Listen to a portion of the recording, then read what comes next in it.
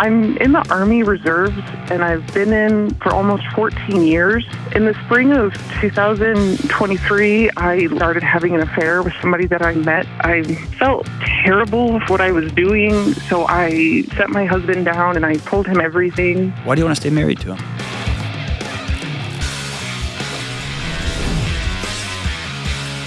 What's up? What's going on, everybody? This is John with the Dr. John Delony Show, taking your calls from all over planet Earth about your mental and emotional health, your marriages, your kids, whatever you got going on in your life. Is your marriage on the brink? Are you thinking about asking that person to spend the rest of your life with you? Are your kids struggling? Are you struggling? Whatever you got going on, my promise is I'll sit with you and we'll figure out what's the next right move. Let's roll out to Dayton, Ohio, and talk to Sarah. What's up, Sarah? Hi, Dr. Delony. How are you? I'm good. What's up in your world? I'm pretty nervous right now. It's crazy that I'm talking to you. No, don't be nervous. You're good. I'm glad that you called. What's up? I'll try to be as quick to the point. I'm in the Army Reserves, and I've been in for almost 14 years. In the spring of 2023, I left for TDY, and I started having an affair with somebody that I met during training. Mm-hmm. The affair went past training. It was a long-distance affair. Like, the physical part was pretty much over, but the emotional part stayed. And about 5 to 6 months into it, I felt terrible with what I was doing, so I set my husband down and I told him everything. And things have just kind of been on the rocks ever since, as you can imagine. I immediately started therapy, and I'm still in therapy. And through therapy, I realized that, I've never been faithful in a single relationship I've ever been in. Most of my relationships I've ever been in have never been faithful to me either. And I now attend sex addiction anonymous meetings on Saturday mornings. And I just need to know if, after a year and a half of being on the rocks with my husband, and my husband's back and forth on if he wants to stay, if he wants to try to work it out, and he's back and forth on it. And about 2-3 weeks ago, he finally came out and said that he wanted a divorce, which was the opposite in which I thought things were going. I thought things were getting better. And since then, things seem to be calm between us. He's still in the house. He says he's not actively looking for a place to go. He hasn't talked to a lawyer. Have I messed up too much? I don't. Is my marriage? Can I save this? Can I fix this? I realized too that going through therapy that I grew up closer to my mom's side of the family, and everybody on that side of the family, including my grandparents, all of my aunts and uncles, and even my own mother, have had multiple children by multiple partners, multiple affairs, and I just don't want to be this way anymore. We have a soon-to-be 3-year-old. I don't know what to do. I think you were telling me that. How often have you said all of that out in a row in a line like that?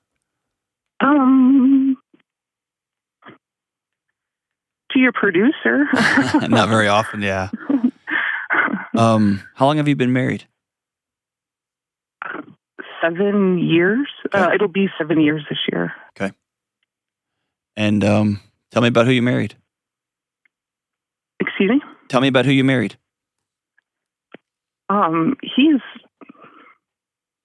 He's wonderful. In fact, right now I'm really struggling with figuring out why I did what I did. And honestly, it's not the first time, and he knows about the other times as well. It seems like every time I've acted out, every time I've done this, I've been perfectly happy. when he's great. He's a very kind-hearted man. How many times have you cheated on him? A total of 3 times.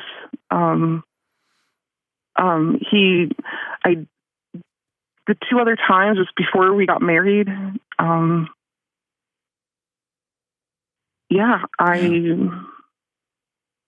So why do you want to stay married to him?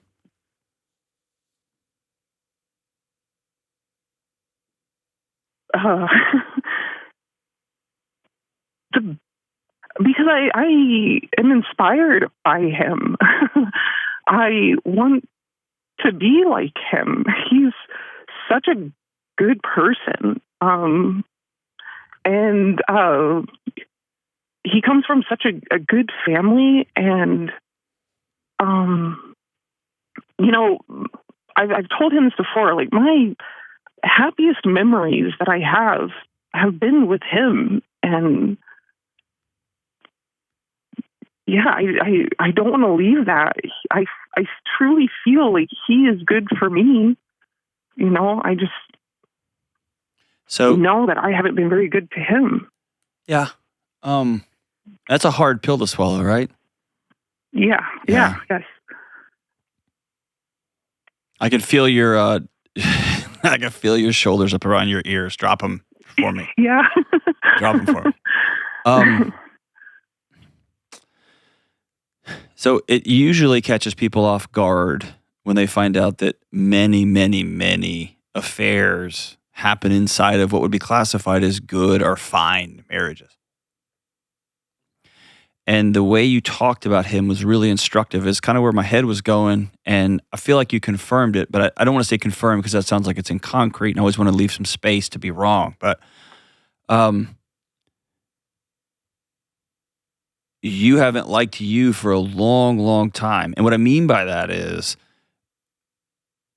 there's that sense of I want to feel in my body, in my chest, what my head knows to be true. And when you have that gap, you seek thrills, you seek out-of-body experiences, you seek, the words I use on the show all the time, are you seek some sense of feeling alive. Training weekends with the reserves will do that for you. A year deployment will do that with you. Laughing and flirting and being one of like the cool girls with the foul mouth who can like hang with the guys when you're out like in the woods for six weeks, and nobody's showering and you're kind of the cool girl. Like all that happens, right? But it's a sense of I want to belong here. And then you get back home, I want to belong here. And you get around your family, I want to belong here. And that lack of rootedness is you trying to find a place where somebody will look at you and say, I'm glad you're here. I love you. You're worth being here. But you're trying to get it out externally and not internally. Here's the challenge. When I asked you why you want to stay married to him, you talked about him as though he is a really important medication for you. I like being with him. He makes me better. He has a good family. Nowhere did I hear you say, I love him. I mean, I do. I know. But the question I want you to ask yourself is, do you love the benefits he gives you? Or are you all in? Because when he's not with you and he can't give you those benefits, you don't have that feeling of security. You go searching for it somewhere else because you're unanchored.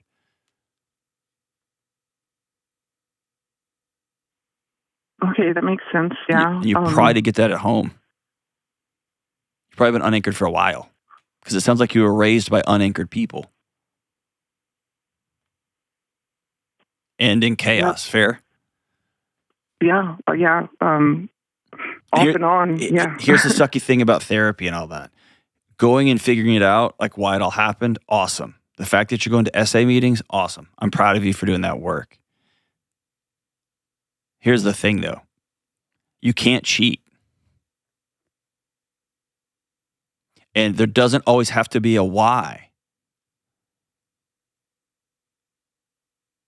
There doesn't have to be a reason. There has to be, like, the idea that you're going to be with somebody and never attracted to somebody, never wondering what it would be like to be with somebody else. That's nuts. That's everybody. And regardless of how you were raised, what happened when you were a kid, regardless of, like, you can make a choice. I'm not going to do that. Yeah. And so, I mean, it's good to go to therapy. It's good to figure out what's going on. It's like, how do I connect my heart and my head? All that stuff is awesome and good. I'm so glad you're doing that work. But somewhere in the last year and a half, it sounds like this guy is wild, crazy about you. But I'm wondering if he just exhaled and said, but I can't anchor in. 3 times in 7 years, 3 times in 8 years is too much. Yeah. So you asked me, can you save your marriage? 100%. Y'all can. You can't.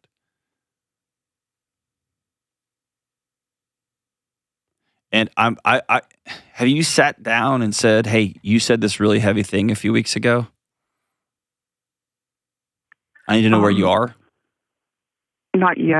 Okay. I'd like to. I'm really scared to right now. I know. And you're making yourself crazy. Yeah.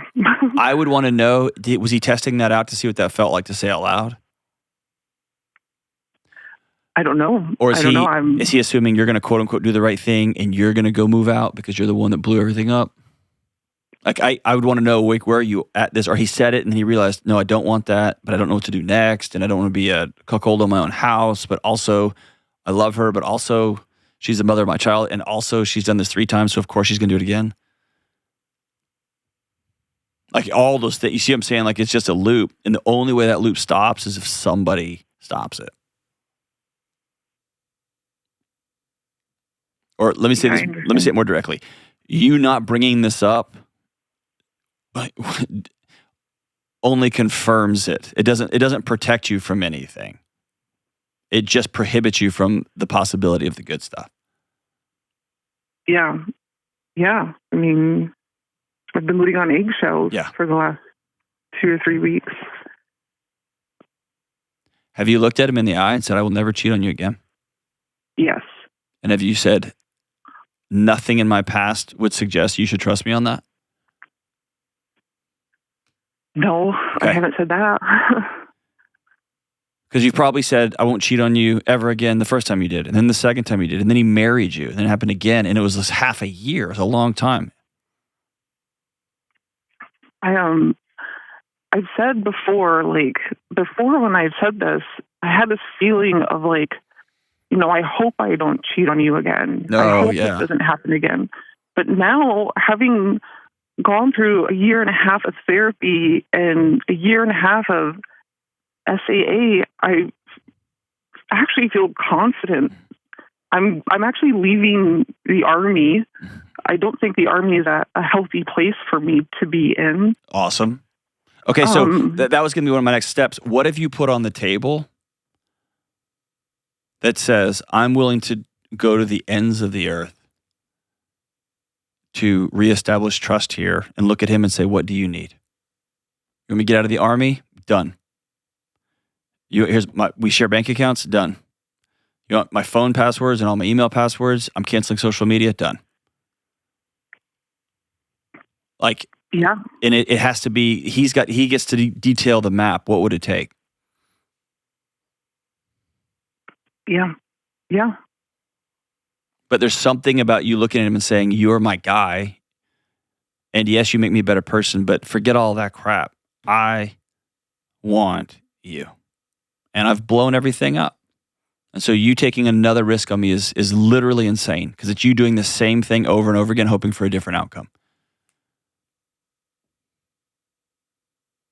And I'm asking you to be insane one more time. Yeah. I mean, that's really, because if he chooses to stay with you, that doesn't make any sense. Because if he were to call me, I would say, hey bro, listen, forget about what she says. Behavior's a language. What's different? How is she acting? And maybe he'd be able to say, for the first time in her life, she's in therapy. She's actually dealing with this maniacal past she grew up in.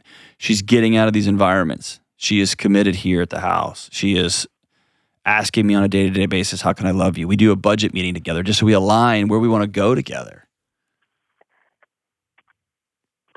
the past year and a half, there's lots of things I've wanted to do like that, but because he's been 1 foot in and 1 foot out, I feel like he's not committed, and therefore I feel like I can't ask him those questions. Flip it around, dude. He's hanging on for dear life.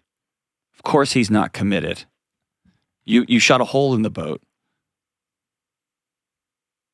You get what I'm saying? Like, just think of it. Y'all are flying. Y'all on a raft going down whitewater rapids of life, and you shot 3 holes in the boat. Of course, he has to have a foot out, and a foot in another boat, making sure he doesn't drown. And so you're right. What you have to do is present him with a new boat and say, both of my feet are in, and I don't have a gun anymore. And this sounds elementary or prohibitive, if you will, because the world tells you and the world tells me right now, our entire culture is you do what you feel like. And if you feel like sleeping with somebody else, then your marriage is broken. That's nonsense. Yeah. The world says it's not true. If you feel dead inside, or you're having a season, you're in a low season, when it's cold outside, you don't want to do anything, you're away from home for 6 months, just have your fun because life's short. It's nonsense. It's insanity. And so you have to be able to demonstrate to him, when I'm starting to feel that feeling inside, like I need a spark, I need something to get lit up, that you and I have a path, that we do this together. And you just have to hold space. He might look at you and say, I told you, I'm out. And if that's the case, then y'all need to quickly move towards, as adults, a resolution here. Him dropping that grenade in the house and then just moving like the pin's not pulled that's not noble either, right? Or let me phrase it this way. He doesn't get to do that. He doesn't get to respond to somebody blowing up his life immaturely. If he's going to get divorced, cool. Then let's deal papers. Let's figure out housing arrangements. Let's figure out co-parenting stuff, and let's move on with our lives. But dangling that over the house is not good.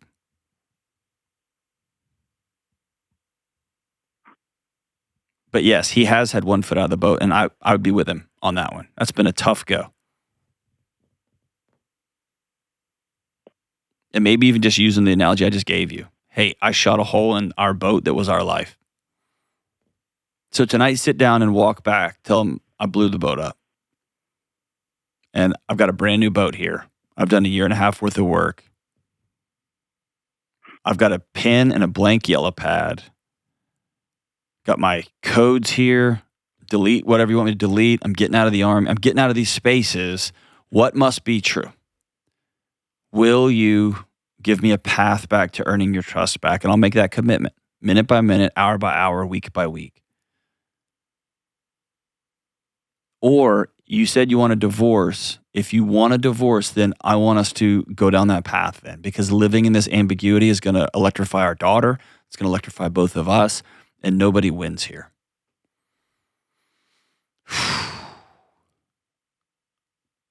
So I'll say this, I honor you for calling and just putting it all out there, and for being self-reflective and owning where you've blown things up, and being able to look back in your rearview mirror and see how you come from a long line of people who have done this. And it may be that your redemption story is not inside this relationship. And if this relationship ends, that doesn't mean that the next person you marry, the next person you're with, that you are still a person who never cheats, period. And for you, that means I'm never going to put myself even in a situation, which means I don't have any way for people to get in touch with me where I don't have overnight 6-month camping trips, even when it's on deployment, because I have proven to myself that I get low and I do things that I regret. It's a matter of putting yourself in environments where you can be successful. Thanks for the call, my friend. Call me anytime. Next, we talk to a woman who wonders if she should give her boyfriend an ultimatum. It's Delony for Hallow, the #1 prayer app in the world. As the great philosopher Ferris Bueller once said, life moves pretty fast. And it's true. We're all juggling work, family, and 100 million billion other things. And in all of this chaos, we forget to pause and reflect. Creating peace in life doesn't just happen. We can't just wait for it to come to us. We have to choose it, even if it's just a tiny sliver. We have to make space for peace, and that's where Hallow comes in. Hallow provides you amazing opportunities to slow down and reconnect with your spiritual life and the things that matter most. One of the best features on Hallow is the Daily Reflections with Jeff Cavins, because he helps you connect scripture to real-life joys and real-life challenges. Or if you're struggling with anxiety or feeling overwhelmed, Hallow offers mental health meditations and prayers that I have found useful. From healing emotional wounds to establishing healthy habits, these guided prayers give you words of comfort and longing when you're all out of things to say. If you're ready to find some peace in the chaos and some purpose in your day, check out Hallow. Right now, when you sign up at hallow.com/Delony, you get 3 months for free. That's hallow.com/Delony for 3 months for free. Go check them out. So I grew up playing sports, and I grew up in weight rooms, and a few years ago I realized that I took for granted how scary and insecure feeling and even lost people can feel when they walk into a gym or a weight room or some sort of class for the very first time. And now that I'm getting older, even I'm finding myself looking around and feeling a little bit insecure inside of a traditional gym. I'm trying to figure out what to do. We all need to lift weights. We all need to exercise and move. Men, women, young and old, everyone needs to lift heavy things. And knowing what to do, when to do it, and even how to do it can be super intimidating. So whether you've been lifting and working out for decades or you're ready to get started for the very first time, I want you to check out my friends at TrainWell. I've used their workouts. Kelly, the producer of the show, uses their workouts. My wife and her friends, my sister, my manager and his wife, all of them are TrainWell devotees. It's a movement. TrainWell offers tailored workouts with step-by-step guidance from real people, meaning it's not just an app and it's not just a personal trainer. It's the best of both worlds. To start, you take a short quiz and then get matched with a real live coach, someone who actually listens to you, and together you'll build a plan that works for your body, your season of life, and your goals. They have videos that give you step-by-step guidance, and your trainer will check in with you after your workouts. Now is the time to take control of your body once and for all.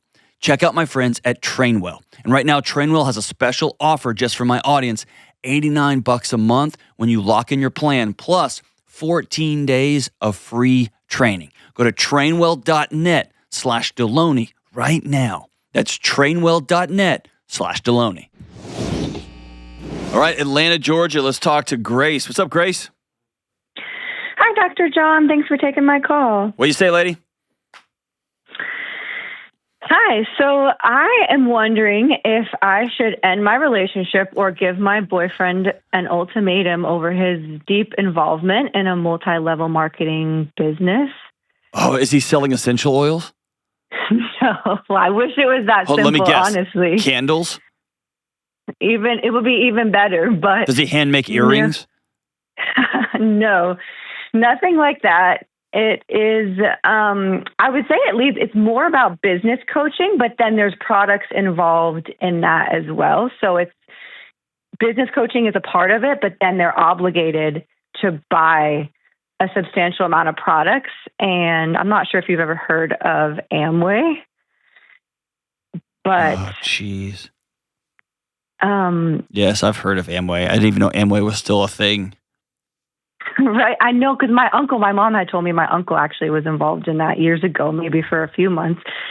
But hold on, Grace. Haven't you seen the charts? Y'all can make $7 million a year if you just get another 1,100 people to commit to $1,500 a month. And geez Louise. All right. So how bad is it? Well, he's known these people for like 7 years. So they're his friends. He considers them his mentors. And we met 3 years ago, but we officially started dating at the beginning of this year. So I get that. I've only been in his life for 3-4 months. Here's all that matters. Here's all that matters. After 7 years, I have a business coach, by the way. I also have a therapist. Mm-hmm. I believe in both of those things. Mm-hmm. After 7 years, does he make any money? He does not. Okay. Then his business coaching that he has received has been an abject, complete and total failure. What's his monthly buy-in? Does he have to keep paying them? he's supposed to pay $200. He has to pay $200 for the coaching aspect of it. Okay. And then he's also supposed to be paying $500 a month for products. And he says they're products he would buy anyways.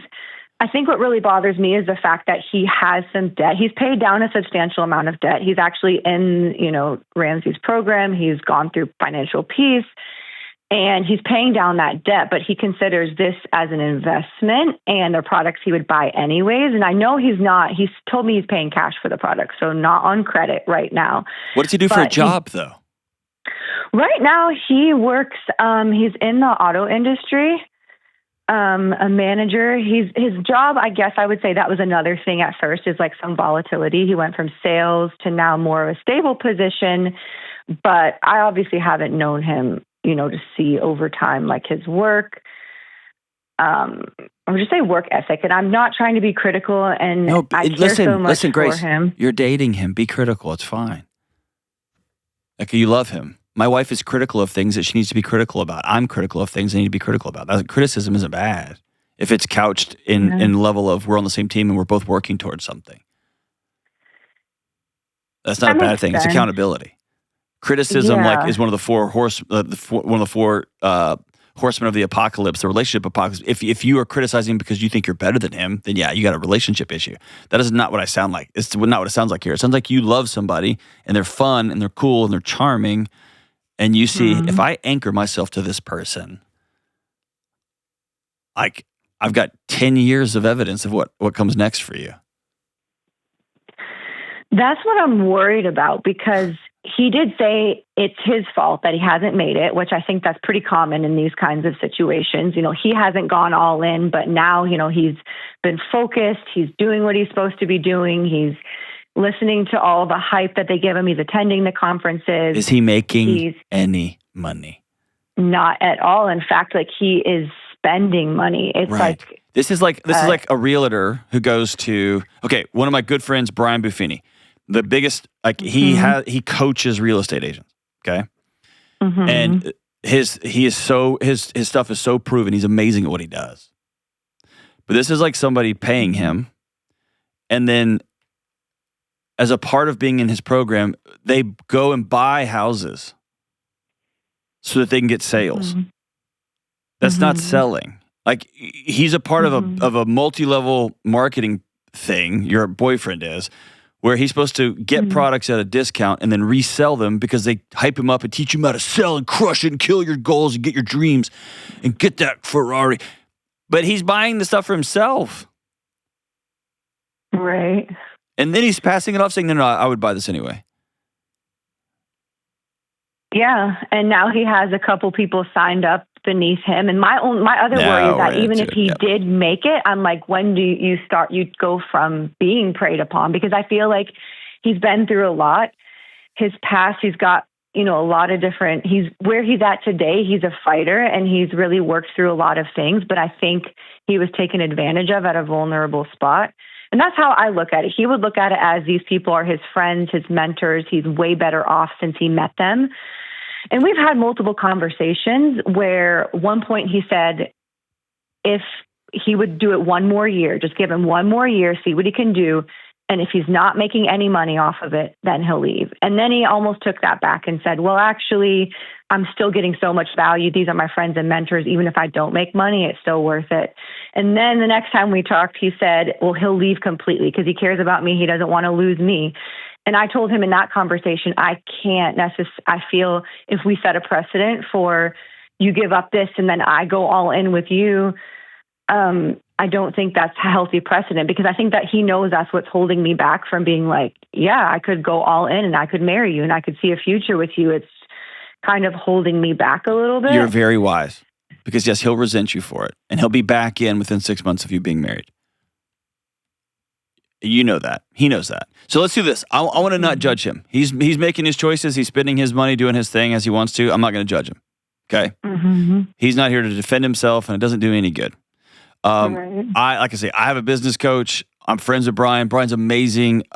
Dave Ramsey's a friend. He's amazing. Like, the Entree Leadership Program is astounding. It's amazing. I sign my friends up. Like, it's amazing stuff. So I'm all for business coaching. I guess the question I have for you is, you seem to have identified that I'm in love with somebody or I care for somebody, whatever word you want to use, that I don't think he makes wise choices. Mm-hmm. I think he is someone who's able to be manipulated. I worry about his work ethic. I worry about how he spends his time and his money. So take away this happened 10 years ago and he's being prayed. Take all that away. Ask yourself the hard question. Do I want to anchor myself to this person to co-create a world together moving forward? That's the question. My wife tells people that she bought low, like when it came to stocks. I didn't bathe very often. I was a wild dreamer and I was always in grad school. Mm-hmm. And she said, I knew this, but I always showed up and I worked really hard. And she said, I knew that we were always going to be moving forward somewhere. In our wildest dreams, not this nonsense. Podcasting didn't even exist when we got, right? Not this, but I had a career. I had a great career before this. And so going all in on somebody who hasn't, quote unquote, made it yet, that's part of life. That's part of it, right? You see potential, want to build a life together. That's the question that you have before you. Is this person someone that you can trust to lean on and that you will receive the leaning that they're going to do on you as y'all build something together?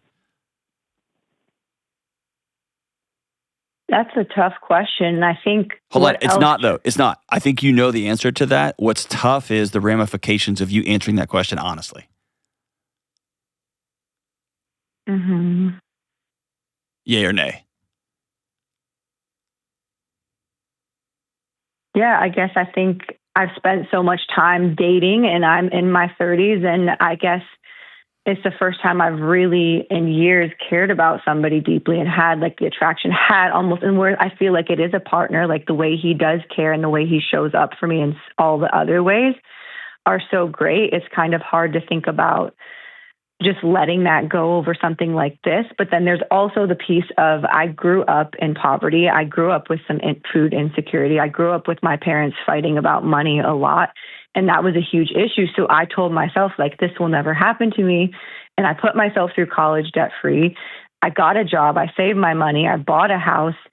I put money. I have a good retirement savings. I have a good savings account, all for the security that it brings me. And I think I'm just terrified to let somebody into that, not knowing that I can trust them. But would you be scared if he was an electrician and he worked 10-hour days and he got up and made you coffee in the morning, he went to work, worked really hard, came home exhausted, made a 6-figure paycheck, made a 65, I don't care the money, 65,000, but he was consistent and he made it and he had dreams of one day having his own shop. Mm-hmm. Would you have those same concerns? I don't think so. Probably not. And that's what's tough because I have dated guys who made 6 figures and... Yeah, I shouldn't have said that. Who cares about that part of it? Here's what I think. I think that your body knows this story. Both the good of this story and the bad of this. This story is familiar to your nervous system. You hear that, like the old therapist line, you marry your unfinished business. Mm-hmm. Somewhere your body wants to solve this. It feels comfortable. It feels right. It's what you know. And you've worked really hard to have this thing never happen again. Mm-hmm. So fast forward. Just you've been together 3 years. 6 months from now, y'all go to the courthouse. Y'all come up to Nashville, Tennessee. I marry you in the yard out here. Okay? Would you leave that marriage ceremony and go down there and get a joint checking account that y'all both put your money in, you both pull money out? I would be nervous to do that. Nervous is fine. Would you do that? Knowing what you know about how he spends money and how he values things and how he works and how he has set about trying to co-create a life with you. I've actually told him before, you want to rush to get married by the end of the year, I would marry you, but I wouldn't combine finances. Okay, then that's silly. That's like saying that's like saying I'm going to marry you, but I'm not going all in, which just guarantees that your marriage isn't going to work out. Because he's going to know he's married to someone who has one foot out. So to save himself, he's got to keep a foot out, and then y'all just going to row in circles until the boat sinks. Mm-hmm. But maybe, and I'm not saying give up on him. What I want you to own is what you want. Mm-hmm.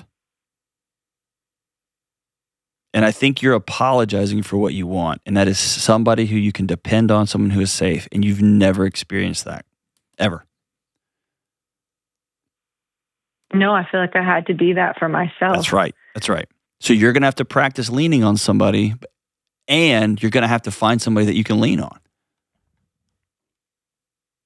And so it's not a bad thing for you to say, I love you. 3 years.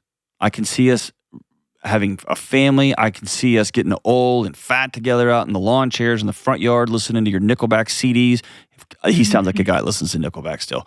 And sitting on the front porch, watching our grandkids run around, playing with their AI robots or whatever. Like I could see all that, and I can, in good conscience, connect myself to somebody who is repeatedly taken advantage of, who repeatedly puts money into a thing while we're losing money, who doesn't have a steady job, who doesn't have any sort of plan for the future other than crush it and kill it. Oh, yeah.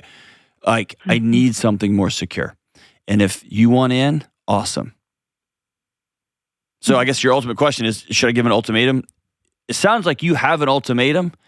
You're just scared that he's going to look at you and say, no, I choose them. And what I would tell you in a dating relationship, I hope you get that out before you get married. Yeah. Yeah, and I think my other fear is even if he were to choose me over that in this present time, what next thing will happen? It could be amazing. It could. I chose my wife over a bunch of stuff. And I didn't know until 7 or 8 years into being married that she felt guilty that I chose her over some of those things. And I thank God every day that I did. It's not a bad thing. And there were seasons when I was upset about it. There really were. Mm-hmm. And I thank God every day that I made those choices. So choosing you over something isn't a bad thing. It's not a negative thing. You will choose him. You'll choose sharing. You'll choose being vulnerable again over this perceived safety that you've built for yourself. Both of y'all will choose things over each other. I mean, you'll all choose, right? That's part of it. But y'all can choose something amazing. I want you to write down, here's your homework assignment. Write down, if these 5, 10, 15, 2, 3, whatever, if these things were different, I would marry this guy today. I think he has a right to know those things. Here's what I'm scared about. And here's what we've talked about for the last 3 years, and I've repeatedly heard you make excuses, go around the edges here, all these things, fine. You can do whatever you want. You can spend your money however you want. But as for me and my house, the world I want to co-create with somebody, it's going to have to be safe. It's going to have to be directed. I need to see a work ethic. I want us to build towards something. And not 10 years of throwing monthly expenses away for some sort of business coaching that hasn't worked. In fact, it just continues to cost more money and more money and more money, plus the annual conference, super atomic diamond division where we can. And can we be honest for a second? Everybody out there who's 1 year in, 2 years in, 3 years into a long-term relationship, it feels like a sunk cost. I've already put this much time in it. I'm in my 30s. The clock is ticking, all that stuff. I get that. I get it. But I promise those 3 years, 15 years from now, after a divorce, after y'all are roommates, I promise those 3 years will be different then. You're going to wish you had that time back. So you're worth drawing a line. Yes, Grace, you are. And he's worth you drawing a line, so he knows. And only you can draw that line. Thanks for the call, my friend. Hey, next we talk to a man whose girlfriend expects him to pay for everything. We'll be right back. All right, it's time for a quick word about DeleteMe. Does anyone else feel like our digital footprints, the things we're doing online, are starting to feel more like digital trails, leading bad guys and scammers right back to us? Right now, scammers are using phishing attacks. That's phishing with a PH, where where they try to trick you into giving them something by pretending to know you. You might get an email or a text or a phone call, and the person or the AI bot on the other end sounds like someone who's looking out for you, but they're not. With all of this new technological advancements, no one is really safe anymore. And so what's any of us to do? We start controlling what we can. We learn how to be careful online and offline, and we sign up with DeleteMe. I use and recommend DeleteMe because they work in the background to reduce my online presence. That way, I don't have to worry about creepy data brokers having my data. They've reviewed over tens of thousands of sites for me, and they've removed my data from hundreds of them, which has saved me countless hours and tons of stress. Stop the phishing attacks and the harassment and the other online threats before they start, and take control of your digital privacy with DeleteMe. Go to joindeleteme.com/Delony today for 20% off their annual plan. That comes out to less than $9 a month. That's joindeleteme.com/Delony. Naples, Florida. Let's talk to Cash. What's up, Cash? Hey, Kat. Hey, John. How you doing? I'm doing good, brother. What's up, man? Hey, so I just wanted to say, big fan of the show. I probably watch an episode every single day, so happy to be here. Appreciate that, man. Thank you. What's up? Of course. Yeah, so there's been some updates on this, but I kind of want to get to the initial question here. How can I go about balancing my finances with my girlfriend's expectation that I pay for everything? Ooh, you're talking to an old Texan, man. Define everything. Yeah, so it's not exactly everything. I think the more specific, the more specific question, it's more, dates, activities, kind of like the special occasion occurrences that come up. And I think to some degree, I want to pay for those things and have, the authority and there's being able to take care of her and treat her well. What do you mean authority? What do you mean? Not authority. That was the wrong word. Just okay. Being able to treat her well, I think, okay. I think it's a harder time in my life. I'm getting my finances back on track and working very hard. And I feel like, when we do go out or we have these special things planned, I feel like at some point right now in my life, it feels like every time I do that, it puts me a step back a bit, if that makes sense. Yeah, you're talking really lofty Naples, Florida language. Here's the thing. So how long have you all been together? Just a little over a year now. Okay. Sounds like you've been dating somebody for a year and you've had a drop in income or you lost a job or whatever. You're figuring stuff out. You're paying off debt, whatever the thing is. And she expects you to pay for everything and you don't know how to sit down and say, hey, I don't have the kind of money to keep doing this. Mm-hmm. Is that fair? I will say we have had a conversation. So since I posed the question, we have sat down and had a long conversation because I think the biggest thing was her reaction to it. What? Tell me, what do you mean? When you said what? So every time it would come up, babe, I'm, this month's been harder for me. I'm getting my career started right now and I want to be more mindful where the money's going. I'm happy to go do these things with you and experience this stuff. She would just totally shut down from there and not even have the discussion really. Then she's not worth you dating. Mm-hmm. If she's that immature. Or let me put it this way. She doesn't care about you. She cares about the appearance of, she cares about somebody taking, you get what I'm saying? Yeah, I understand. I do want to know. I do want to know. We did. So that's what was going on, right? Okay. But we did get to the point where we had a very heart-to-heart, in-depth conversation. We had to blow up that day, and she was able to come back and have us talk to it. And I think we got to the bottom line of where we think it's coming from. What is it? And so what I saw or felt coming from it is her dad was never emotionally there for her. And so the way she received love from her dad was by being taken care of financially with going out to dinners or activities. Okay. And that's kind of what we got to the point. And I think the bigger thing for me is should I, because every time it come up, I felt like I was doing her in service or just not treating her well. And I want to know am I in the right or in the wrong? And like, I don't know. I want to know if I'm in the right here with the conversation we have. Like, I want to make sure it's not just me. I think y'all are overthinking this way too much. Way too much. Okay. Over sophisticating it, over analyzing it, over therapeuting it. Like any word you want to make up just to drop in here. I'm an old Texas soul. Okay. My wife says I was born in the wrong century. I always think it's right for the guy to pay for food, to pay for outings, to pay for the movie. I also used to fight because I married a really strong, brilliant, tough woman who had her own career. Like, I can pay for my stuff. Mm-hmm. And then there'd be nice night, like, I'm taking you on a date. And that was usually my signal. I'm paying for all of this stuff, right? And when she did pay, I did. I felt less than. I did. Just is what it is, okay? All that stuff is true.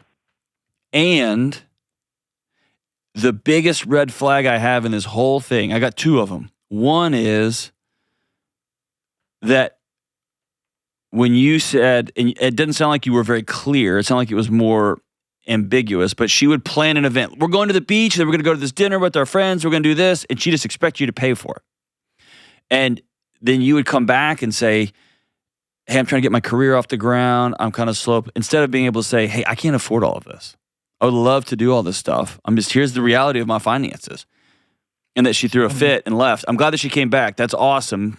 So I retract. Maybe she's completely on board. Maybe she overreacted and was like, oh, wait a minute. This is how I thought love worked and it doesn't. Awesome. Mm-hmm. I think y'all need to go brass tacks on this deal. Like, I'm getting my business off the ground. I'm starting a new career. I'm not borrowing any money here. I would love to hang out with you. And that might mean that for 6 months we go to the park. We walk on the beach for free. Yeah. We go fishing and we don't catch anything. We go read books. We go to the library. We go get a cup of coffee because that's what I can afford right now. And she looks at you and says, I'm all in. Yeah. And here, that's not you being in the wrong. That's you just doing math. That's reality. Mm-hmm. The fact that you're even asking, is that okay for you to do, just shows how distorted culture has made everything. You would not be loving her if you said yes to everything and you put it all on a credit card so that you are married to her in 4 years and you owe $30,000 for her little adventures that you didn't have the courage to say no to. Telling her the truth about your financial situation, saying, I would love to be with you and spend time with you in this present season. It's cold outside. It's winter. So we can't go out. And if she looks at you and says, I don't want anything to do with you, or I'm going to go somewhere with somebody who can, then bye, Felicia. You get what I'm saying? I know it sounds harsh, but I do. Like, it's just you and her trafficking in reality. Mm-hmm. You don't sound like you're buying it. No, I definitely understand. I definitely understand what you're saying. Why is that hard for you to digest? I don't know. I think I feel like I need to have it all, I guess, figured out. And how old are you? 25. Oh my gosh, dude.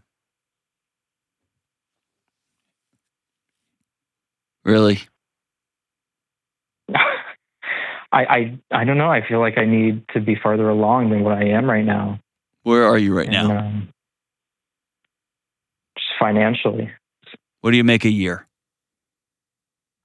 I just got a new job and sales, and if I hit my commissions and whatnot, it'll be $80,000.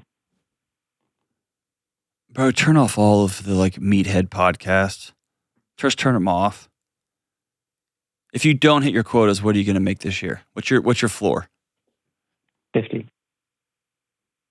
So you make $50,000 a year. With a potential upside of $80,000, $30,000 more dollars. Are you working hard? Yeah, day in, day out. Yeah. Okay. And the economics, the world's economic situation is just a blender right now. And so it's a wild time to be a commission salesman. You still have $50,000 floor.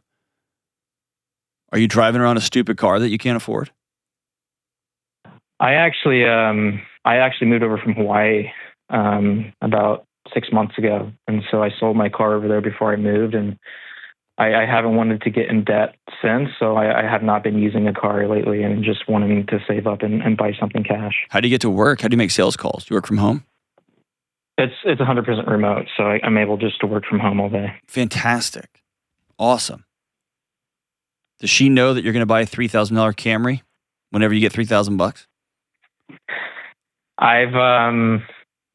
We've talked about. I've kind of held off from getting something that cheap. You think I should get something just cheap in the meantime? I want to get something a little bit more expensive that I can pay for cash for, like a milestone for myself.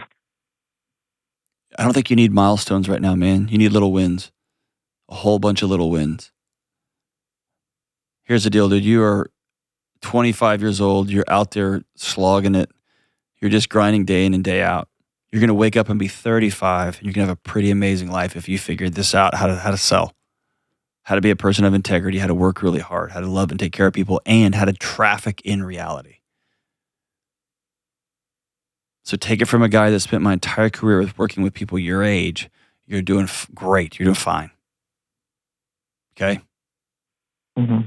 If she spends most of her time on Instagram and wants some kind of flashy something or other, and some guy that just is going to, then she's a spoiled brat and she needs to move on with her life. But if she sees a 25-year-old with the kind of character and gut check and hard work and integrity and sense of humor that she says, you know what? Kind of like I was just telling another caller. My wife bought low. She saw that in me at 25.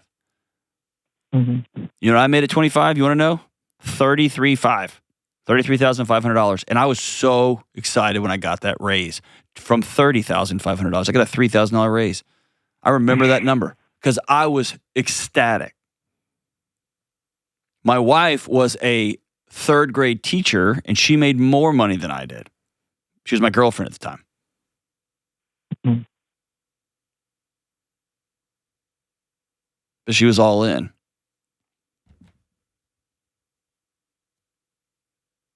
And she drove a Corolla and I drove a used some kind of shenanigan car. So just from one guy to another, we have a crisis of young men in this country, okay? You know that, I know that. Are you spending your whole day just scrolling porn? No. Okay. Do you make an X number of sales calls a day, even when it's hard? Yeah. Do you work out? Do you go to the gym? I do. Okay. Are you a person of integrity? Yeah. Do you go to church? I do not go to church, but I have my own spiritual practices.